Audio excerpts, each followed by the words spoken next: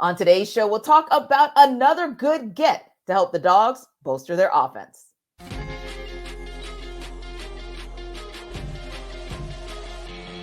This is Locked On Sports Atlanta, and it's time for the Atlanta Football Party, only on Locked On Podcast Network, your team every day.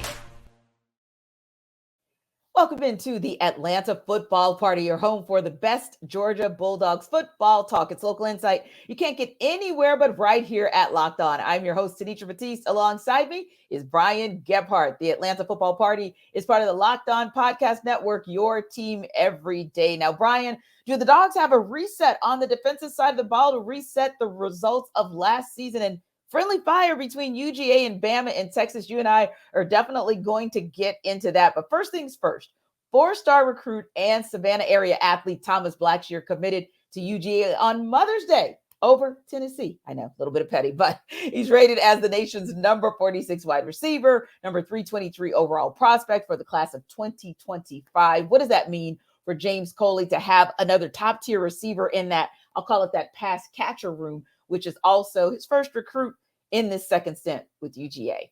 Yeah, well, hopefully, first off, he wished Mama a happy Mother's Day, and hopefully she's a Dog fan, too, for what he was able to do. I think it's a good look and a good get in a couple different reasons. One, you always want to win the in-state recruit. Kirby's preached that from the time that he showed up in Athens. You got to win the state first and then go outside of it. And this is where kind of Georgia's lived with a lot of the wide receiver recruits. They haven't gotten the top guy, right? They brought in the transfer guy, that 3-star, 4-star guy, as opposed to the cream of the crop, if you will. And you look at what the wide receiver group has been able to do. Some of the guys coming out like Ladd McConkey and A.D. Mitchell, even though he transferred, like what Georgia's been able to do with these, mid to upper level recruits at wide receiver. And again, not like they're not bringing in Marvin Harrison and Jamar Chase and those types. So I think it's really good because he was between there, Florida State and Tennessee. I believe his quarterback is at Tennessee too, who he played with in high school as well. So it's a good look for James Coley coming back and getting that in-state recruit. And it just shows like the depth at wide receiver is nice. I know we talked about the depth part last week, and you start to look at these names. And the thing is, Georgia has shown that they're going to bring in these wide receivers from anywhere, right? Whether it be an in-state recruit, transfer portal, whatever it might be. There's also been a lot of conversation too about how expensive wide receivers are right now in that NIL world, like what they're going for. So I think this is a really nice, solid, kind of goes with what Georgia's been doing at the wide receiver room for the last handful of years. Yeah, and I think that's a great point on so many levels. Like you said, first of all, you look at a guy like a Ladd McConkey, who maybe was not that 5-star recruit, if you will, but comes in, balls out in this program, starts to develop himself into a top NFL wide receiver. And we'll get to see just this season how great he's going to be. And, you can kind of extend it even to the pass catcher room, although we do know that Georgia had a bit of a better reputation on the tight end side of that. But yeah, I think you make a great point when you have a guy like a Ladd McConkey or an A.D. Mitchell who was able to really kind of set his reputation here in Athens, as opposed to maybe sealing it in Austin.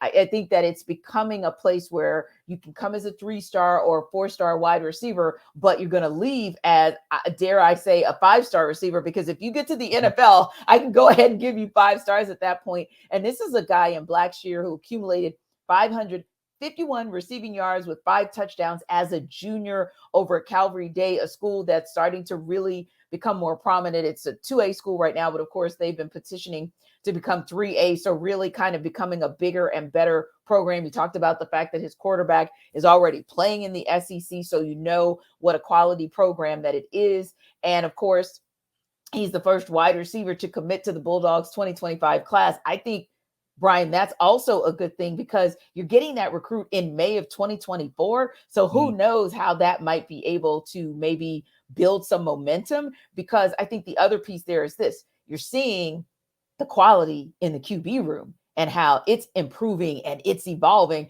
And so if I'm a wide receiver and I'm looking at a Jaden Rashada, or I'm looking at a Ryan Puglisi and the possibility that those guys might be throwing to me, I think I'm coming here too. I think I'm liking going to Athens. Yeah, absolutely. The other thing that sticks out about this as well is, like I was saying, with the depth, Blackshear seems like the type who's going to want to come in and compete because Yes. he would have an easier route in FSU and Tennessee as far as the playing time, getting there right away and being one of those top options. So he'll be someone that can come in, can develop, and then, like you were mentioning with Ladd and everything, you just look at the draft and go, hey, you don't even have to put up crazy, insane numbers to really get where you want to go here at Georgia. Come in, develop. You'll learn all aspects of being a wide receiver, and maybe you can be that next one who goes in the back end of the first round into the second round, like some of the guys we saw this year.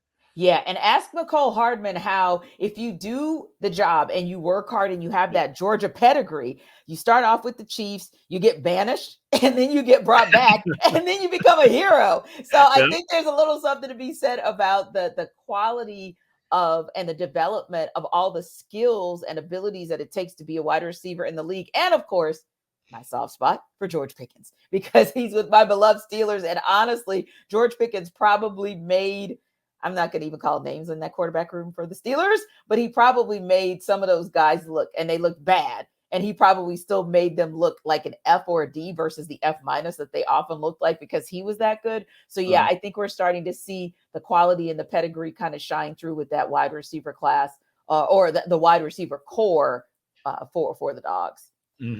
So Coach Kirby Smart spoke with ESPN's Paul Feinbaum Monday. He asked about how that 12-team playoff affects college football. And you and I talked about this pre-show, BG. So I know that you kind of have a couple of different angles that you want to talk about, a couple of different angles I want to talk about as well. But let's start here. He made the debate for teams playing their winning and playing their way out, right? Because that's kind of what that playoff is going to be about, as far as the conference championships being more compelling and you being able to maybe do some damage in a 12-team situation versus maybe like a 4-team scenario, right? But Kirby also said, regardless of whether it's 4 teams or 12 teams, he didn't approach this SEC championship game differently when their place in the playoff was secured a couple of years ago, and he's not going to approach it differently now with more teams and maybe even getting a bye, et cetera, et cetera. But here's the kicker. Later on, he was asked the question about the odyssey of Georgia and changing things, making things different, having different motivations. He started off saying, hey, this team is hungry. It's motivated because, hey, this is the team that didn't win it all. They weren't in the playoffs. But then he said, that thing kind of doesn't motivate us. We kind of don't need motivation. We're not kind of looking back because we're past it. And I thought to myself, this is interesting, because this is Kirby putting all kinds of seeds out there to plant as he will, and for his guys to use it as they will. But what do you think about what he had to say, Brian? There's so many layers to it, because I think Kirby preaches so much of, okay, let's move on. It is the next year. Let's focus on this. But I think the loss to Bama and what occurred, and it being Saban's last win and all those things, I think that irks him. Like, I think it just lives with him. And you also look at the roster, right? While there are a lot of people who went on to the NFL, you still have a good chunk and a lot of key pieces within this program that are there still, right? You have Carson Beck, who hasn't gotten over the hump as the guy and won the national title, even though, granted, it's only been the 1 year and he played really well. Same thing with the guy like Mike Bobo, the offensive coordinator. A lot of conversation about him coming in. Okay, now you come in and we didn't do it with you. So those two guys in particular, I think it's going to be a little extra motivation for all of them. And then, you think about the rest of the guys on this roster too. And since Jarvis isn't here, I'll mention a guy like Michael Williams, because we're required to contractually. Because it's the Mike, exactly. Hey, this isn't the D-line we saw a couple years ago. This running back room isn't the same. You guys aren't Stetson Bennett. You guys aren't doing this. You aren't winning the national title game. So they're going to have all of that right in front of their face this year. And I think Kirby wants to say, all right, let's move on. Let's do all of this. But I know you have to know behind the scenes that he's using this as motivation, and to put that up. Yeah. Okay, you guys didn't get there. You weren't this team. You can't rest on the laurels of what this Georgia team has done in the past. So I think it is one of those, okay, let's turn the page, but at the same time, let it dig into you. Like, because I know it is with Kirby. I mean, he's the guy, Harbaugh and Saban retired, but you didn't have a good record against Saban. You didn't quite get there. You lost in the SEC championship again. You can't beat Bama and Atlanta for whatever reason. So I think all those factors go in. I think it's got him motivated too, in addition to amping up the team.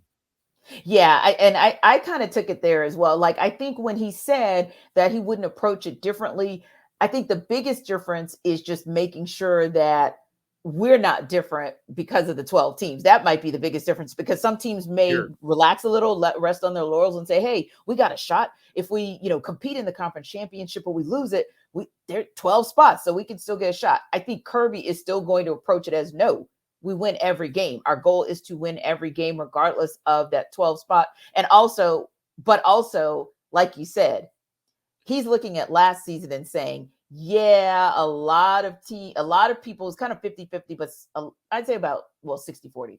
Maybe 40% of the people still thought that the Dogs could get into that playoff if they lost a close matchup to Alabama, and it didn't happen. So you can't say that won't on some level motivate you. And like you said, the lasting remnant is, dang, this dude wins one final game and it's against me. This dude wins one final game and it's in Atlanta.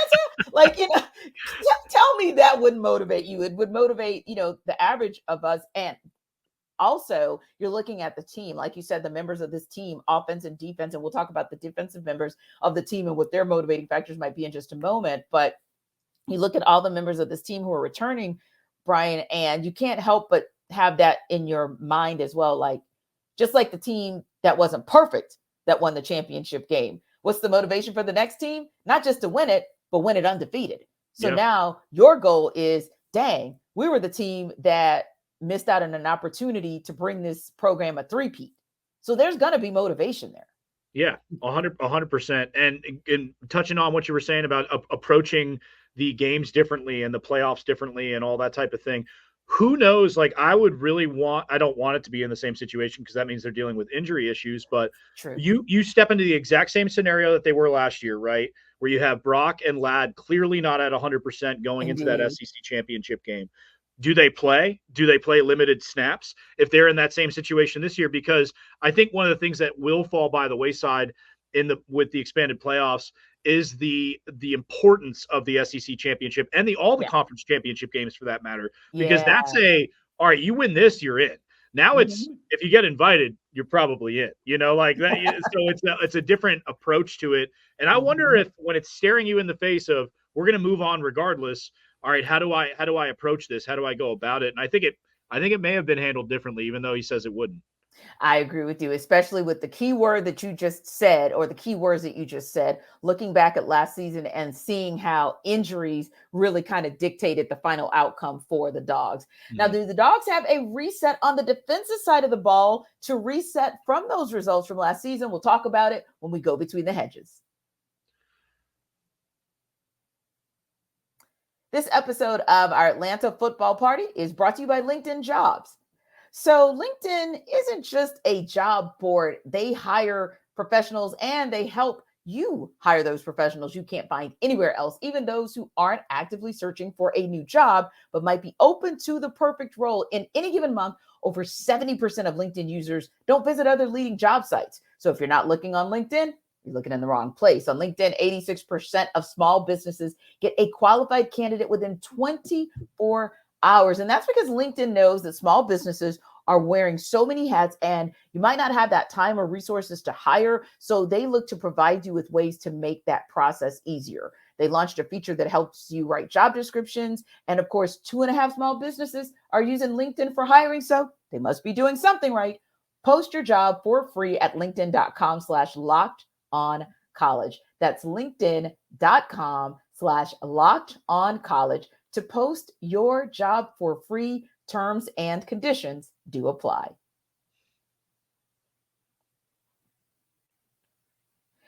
Locked On Sports Today is a free 24/7 sports streaming channel that's programmed for you every day to bring you the biggest stories without all the background noise. Locked On Sports Today brings you can't miss analysis, opinions, and news streaming 24/7 on YouTube or the free Amazon Fire TV channels app, part of the Locked On Podcast Network, your team every day. Now, Brian, earlier in the show, we talked about Kirby Smart's conversation, of course, with ESPN's Paul Feinbaum, but it was sort of the upcoming season from like a 30,000-foot level. So we're going to dig a little bit deeper because Kirby also had a conversation recently with WJOX out of Birmingham, and he talked about what his defense had been working on this offseason. So I'll give you the quote. We've looked at a lot of different ways, of course, referencing that mobile quarterback and how to stop it. We've looked at a lot of different ways. The quarterback running the ball, the running quarterback is becoming more prevalent. And so we want ways to change it up to affect him and not let him sit there and be comfortable. We looked at a lot of things in that, a lot of gap scheme things defensively. What have you seen so far in what the Dogs have done this offseason, whether that's recruitment, whether that's spring practice or what have you, to prepare for the new look weapon that a lot of teams have under center, which is that mobile QB? Mm-hmm. I think this is a bit of a stretch, but I've been thinking about this quite a bit. And you look at Gunnar Stockton, who, had run a lot of scout team and given different looks to get this defense ready for mobile quarterbacks in the past. Now you got another one on campus in Jaden Rashada. So you have two quarterbacks that are going to give you different looks that are able to run around and move around. And I think Kirby, one of the things that he probably challenges himself and thinks about quite a bit is, how do I continue to get these guys better and continue to prep? Because he talks about how important the 2s and the 3s are on this team. And he's right about it. I mean, there's a lot of people on this depth chart, regardless of offense or defense or whatever, that are sitting at 2nd and 3rd overall in their position. And they're better than some of the starters elsewhere. But how do I keep these guys in and continually get them better? And I think bringing in Jaden Rashada, listen, it was about getting a 4th quarterback and getting a quality piece and a quality recruit. But he's only going to help this defense get better and get ready for games. Say if they do go up against a Jalen Milroe type again, who has the ability to beat you with his arm and his legs. I think that was a motivating factor for Kirby to be able to bring him in and say, hey, this guy might not necessarily play many significant snaps for us next year unless we run into an injury situation, but he can get this defense ready now. Like, he can help us get ready for all these different things, because they haven't had a guy quite like him. Gunnar's got a different skill set. And then, both of them being able to run against the first team defense in practice, I think is going to be extremely helpful. So if you look at it from just the recruits that they've been able to bring in, I think that's starting to get them ready for some of the mobile quarterbacks they'll face next year. Yeah, I think that's a great call, because you look at the fact that, they've got guys, and hopefully, and of course, you guys know we'll do a Michael Williams moment as many times as we want to on this show, because that's just what we do. But we talk about Michael Williams, but we've also started to talk a little bit more about Jalen Walker and what is it that he could bring to the table in possibly preparing for that kind of quarterback. And I think, again, we talked about this pre-show, how, you can point to Jalen Milroe as the guy that, got him, if you will, but he was really just kind of the icing on the cake. We kind of saw that issue, that challenge that the Dogs defense faced against a mobile QB the entirety of the season, and kind of knew, like, once you get an elite dual threat quarterback, this team might sincerely be in trouble. And that's why you saw it, coupled with the fact that there wasn't really any counter, because of course Milroe scores 2 touchdowns, Carson Beck doesn't score any touchdowns, and then the defense has 2 opportunities to stop Milroe in that SEC championship game, and they can't quite get it done. And so I think, to your point, unfortunately, that's just not Carson Beck's kind of wheelhouse, if you will, per se. Not to say that he can't do a little bit of scrambling, not to say that that's not a technique that they've worked on for him. But ultimately speaking, we talk about the insurance of having those QBs in that QB room should, worst case scenario, Carson Beck go down. But you're right, BG. This is a secret weapon situation as well, to where, hey, we've got to have sort of a practice dummy in there, a crash test dummy in there, so that the next time we see Jalen Milroe or the likes of a Jalen Milroe, we are prepared. And we know that with so many matchups, including those top 3 matchups with top 15 teams who have mobile QBs, you're going to see it early and you're going to see it often this season. Yeah, and the other thing too with that, T, is like, we're looking at it from the defensive side, right, to get the defense right. But that's going to get these quarterbacks right too. Being able to go up against, like, Jaden Rashada is about to have the most intense practices he's ever had in his football career as a 3rd string quarterback. So he's going to get better in that way of going up against all these players on defense too. One other thing I'd say as well about the defense, what I've seen, just trying different personnel in different positions in the front 7. I think just moving around the linebacking core, having Michael Williams stand up as opposed to have his hand in the ground, things like that are going to help. When you start to play with how to use those outside linebackers, that can help quarterback containment as well. So I think Kirby's exploring a little bit more of that to see, all right, what can I do with the athleticism that we have at this linebacking unit? Because it's insane how athletic this linebacking group is. And I think that's going to play a key too, and stopping that mobile quarterback. Yeah. And speaking of the line, where we typically see most of the movement and kind of the in and out, if you will, and kind of using certain O linemen in certain situations as well on the offensive line. And I think too, having the opportunity to take reps here and there with that kind of mobile quarterback for them doesn't hurt the situation either, just so that they can be kind of prepared. Okay, when we're in the trenches, obviously here's how we protect Carson Beck.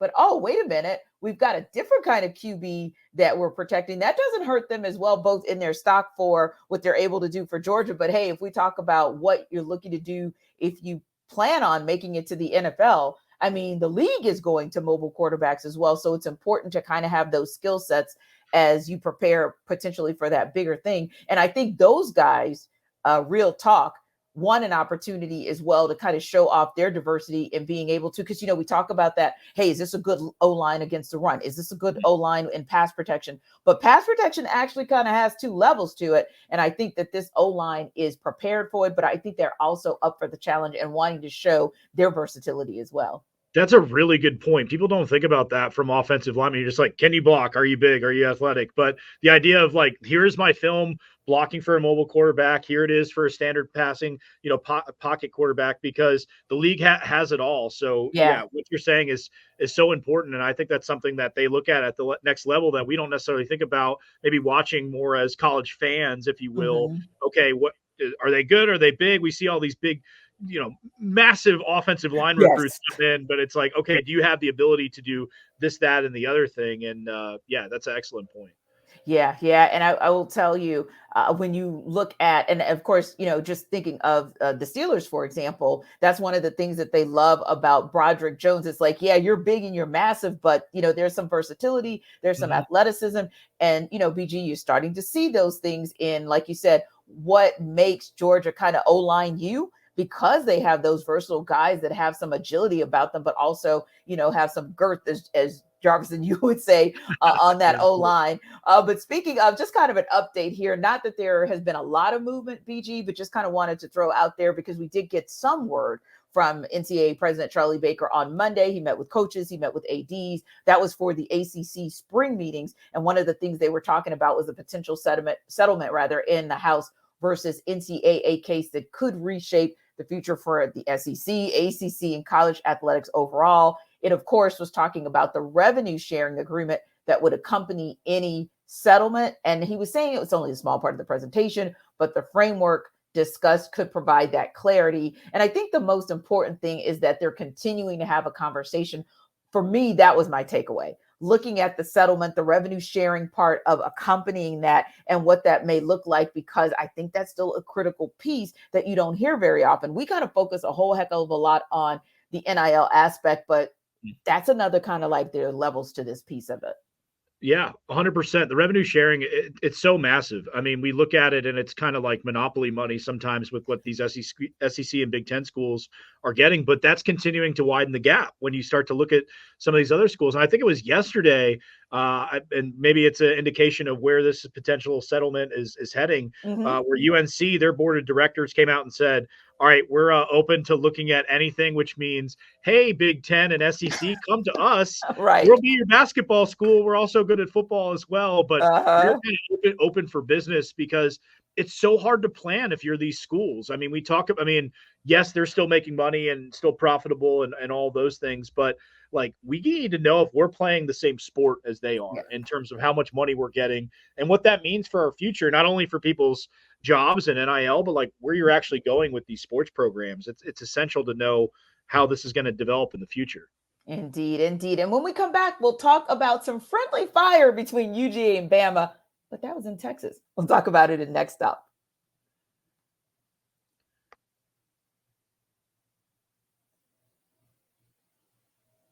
So, Brian, we know that Kamari Lassiter has a funny personality, right? So during rookie minicamp, he was asked the question with DeMeco, meaning Coach DeMeco Ryans for the Houston Texans, with DeMeco going to Alabama and you going to Georgia, Kamari, what were some similarities that you noticed between your DeMeco and Coach Kirby Smart and what they preached? Kamari's response, Coach went to Bama? I didn't know that. I imagine they're going to have some fun with this for a minute. Yeah, absolutely. His facial expression too, if you get a chance after watching this, like go Google it if you haven't seen it, because it's funny because as you're asking the question and as he was, like watching him the first time, you could just see his senses go up like, wait, what? And as he's Right. processing it, like, wait, coach went to bed. Like, we hit it off for a while. Things were so good. And I'm just finding this out now. But, this happens in locker rooms across everywhere in the NFL. I think it's just funny that it's okay. It's the defensive coach who's still, a younger guy in his own right of coming up and play. And he went to Bama. And so now it's just another thing to go back and forth with about. And of course, coach is going to have one leg up on him because, they wound up winning 2 titles, but his last game in his college career is losing to Bama and not having a shot at another national title. So that's just a fun thing. And I wonder what DeMeco's like in that sense of kind of, jabbing him or not, or how much he reminds people of, him playing and going to Bama. So that was really funny.